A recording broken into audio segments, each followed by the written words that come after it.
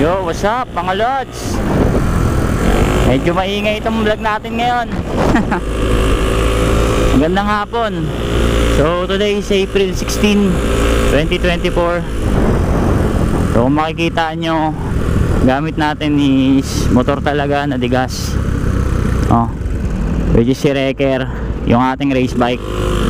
So pansamantala, hindi ko rin sure kung pansamantala ba. Pero sa ngayon pansamantala siya muna yung gagamitin natin. Binalik ko sa tahimik na tambutso, tapos yung mga headlight niya binalik ko para magamit ang daily sa ngayon. Siyempre, so race bike into daily bike. Hataw pa rin tayo nun, siyempre. Malakas din yan, boss. Kahit pa paano. Pero siyempre, iba pa rin talaga yung lakas ni Maxi, kahit na kargado to si Wrecker, kung sa lakas lang din hindi pa rin siya obra kay Maxi. Iba talaga ang power ng electric. So yun mga lods, kaya ako nag-vlog ngayon is tamang-tama din kasi papunta ako ng Caloocan dahil nga gagamitin natin to pansamantagal. Bibilihan ko siya ng bagong pairings, kung kakasya yung budget natin, dahil para mukha namang maayos. Kasi sinadya ko talagang hindi pinturahan to dahil nga race bike so ganito yung mga pairings niya, yung kulay. So yun, hanap tayo ng pairings niya. And then ang isa pang reason kaya ako nag-vlog ngayon is para makapag-update sa inyo kung ano na ba yung lagay sa kalsada ngayon, kung talaga bang nanghuli na sila, at kung ano-ano ba talaga yung mga hinuhuli nila na e-bike, na e-motorcycle, o kung ano pa man yan, Lev 1, Lev 2, Lev 3, o LB1, LB2, LB3. So yun, maghahanap lang tayo ng enforcer na matatanungan. Sir, pwede po magtanong? Yung about po sa sa e-bike po, kailan po yung nun, nanghuli na po ba kayo ng mga e-bike ngayon? Kahapon. Kahapon po? Walang patawad kahit may binabanggit na kahit po anong klaseng e-bike yun, sir? Kahit sa Quirino, bawal dito kasi po walang bike lane. Tama po ba? Pero pag yung mga may bike lane po, yun sa National Road bawal. Dito nga ito. Ito po bawal po talaga dito sa top. Alternative ba? Ganun naman silang tatawid lang. Opo. Tatapos sila dahil makikita. Sige po sir, thank you po. Salamat po. So yun mga lods, kahapon daw inumpisahan na nila yung panghuli. Di ba tinanong ko kung lahat? Sabi lahat daw ang klase ng e-bike. So paano yun, diba? Medyo naguluhan ako dun sa sagot ni sir. Tinanong ko siya, diba, kung dahil kaya nila inuli dahil walang bike lane. Pero ang sagot niya is basta national road bawal. Tama ba mga lods? So yun, mahaba pa naman to. Magtatanong pa tayo sa iba nating madadaanan.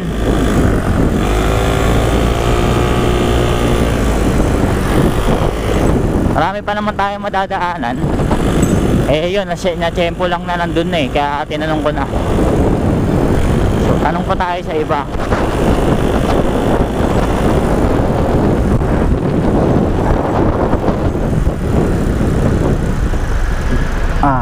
Para lang din alam natin kung ano ba yung tumatakbo sa isip nila, kung ano yung pagkakaintindi ng mga enforcers natin about, sige po, about dun sa panukala nila na ganyan.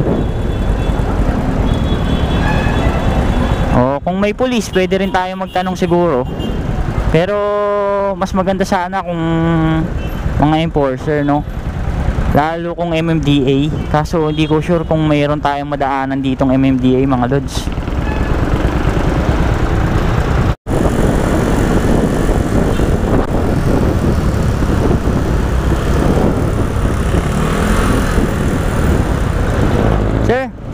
Sir, pwede po magtanong? Yung ano po, yung about po sa e-bike, sir. Nanguhuli na po ba kayo ngayon ng mga e-bike, mga naka-e-bike? Oo. Effective na po yun. Kailan pa po? Nung 15? Kahapon. Ano yun, sir? Lahat ng klase po ng e-bike kinuhuli nyo? Kumbaga regardless kahit naka-register sila o may lisensya, basta dumaan sila dito. Sige po, sir, thank you po.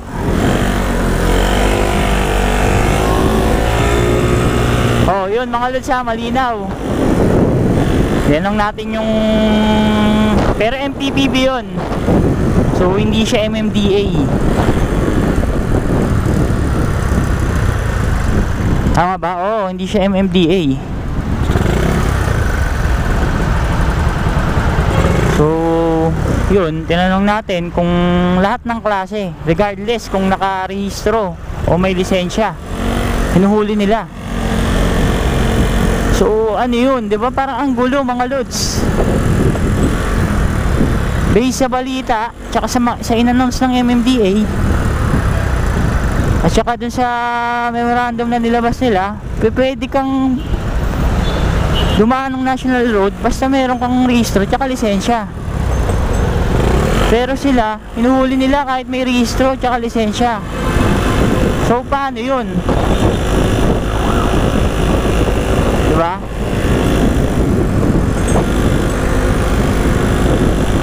So para ang sa akin, ang naiisip ko, para saan yung rehistro natin tsaka lisensya kung uhulihin pa rin tayo, diba? Baga anong purpose nun, diba? Hindi ako makapag-isip ng ayos, mga lods. Hindi ako makapag-isip ng ayos talaga. Dahil napapaisip talaga ako kung bakit ganun. So wag ibas yung mga ano natin, mga traffic enforcer na napagtanungan. Hindi rin natin alam kung ano ba yung ibinabasa kanila. So tayo ay nagtatanong lang naman kung kung nanguhuli na ba sila ngayon. Kumbaga update lang to, mga lods. So ayan, merong enforcer kaso naka-red, baka ulihin tayo niyan pag lumagpas tayo. Doon na lang siguro sa Abante pa.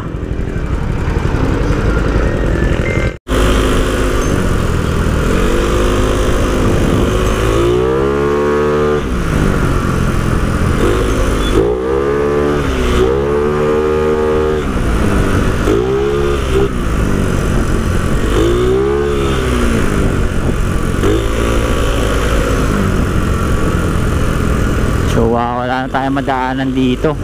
Doon na siguro banda. So itong binabaybay natin, babaybay natin mga lods, is top, no? Kahabaan to ng top. O ito, City Hall ng Manila. So baybayin natin yung kahabaan ng top kasi doon din naman yung daan natin pa 10th Ave, no?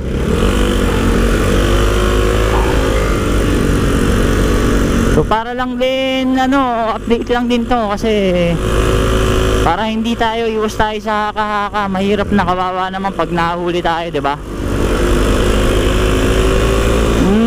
Nanguhuli na talaga, wala tayong magagawa kundi sumunod muna, mga lods. Kaysa naman mahuli tayo ng mahuli, di ba?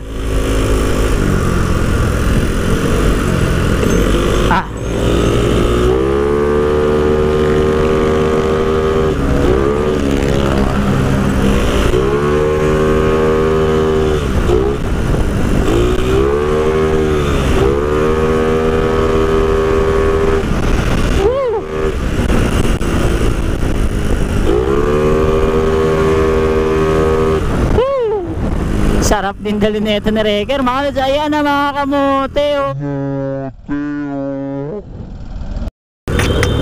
Ang gagaling nyo. Ay nako.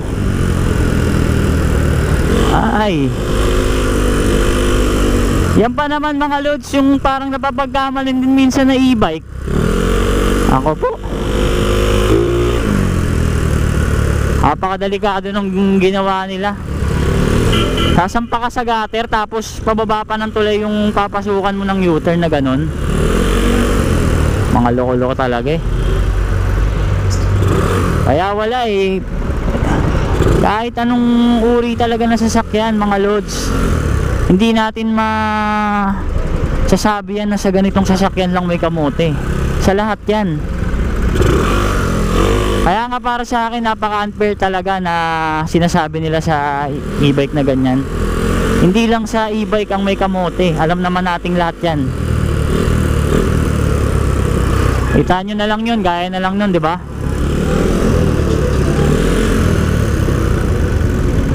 Eh paano kung may bulusok na sasakyan dun o motor? Di ba? Wala na, finish na. Dito alam ko may enforcer dito banda eh. Kaso sana MMDA yung maano natin eh. Wala tayong matsyempo na MMDA o kahit police.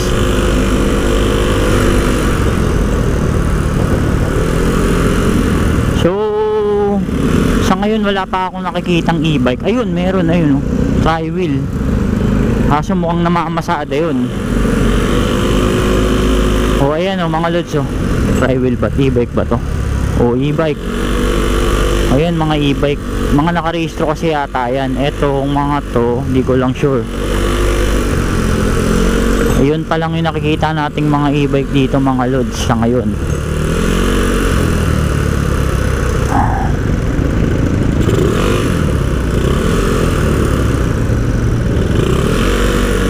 Hanap lang tayo ng mapapagtanungan pa.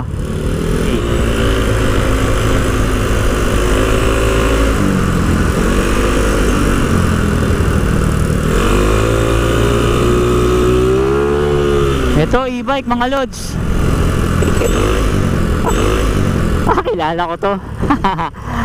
Subscriber natin to eh. Boss e-bike po yan. Boss e-bike yan.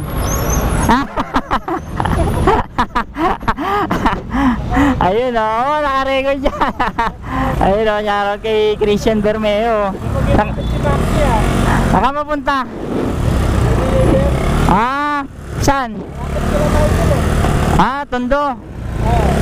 Kaka-picture lang sa'yo kanina ni Francis eh. Ni, ano, tawag nito, yung taga Cavite. Na-picturean ka kanina eh. Diyan sa Caloocan, tapos nagwa-vlog din, update. O, ayun o. Dito ka na no, tayuman ka na no. Dito na ako, ingat ka. Ride safe. Si ano yung mga lods, Christian Bermejo. O, kita nyo diba, naka-complete gear. Siyempre, pag mga kagrupo natin yan, automatic yan. Mga disiplinado. Eh, hindi naman natin makokontrol yung ibang nag-i-bike, di ba? Lalo kulang sa knowledge, di ba? Hindi sila kasali sa group. Di ba? Ganun naman talaga eh. Kahit naman sa mga nakamotor, sa mga kotse. Kung ano lang yung alam nila, yun lang gagawin nila, di ba? So, yun.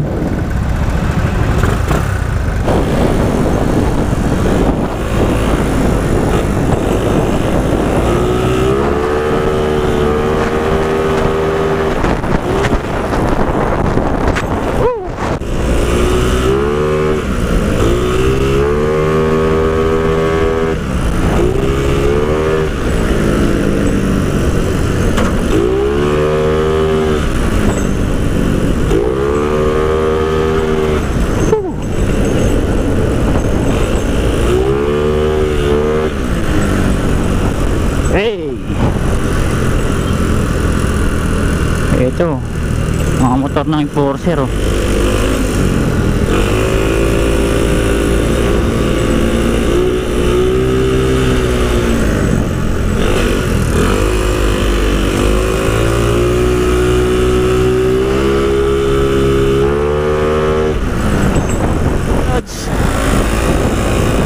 na tayo sa tent up.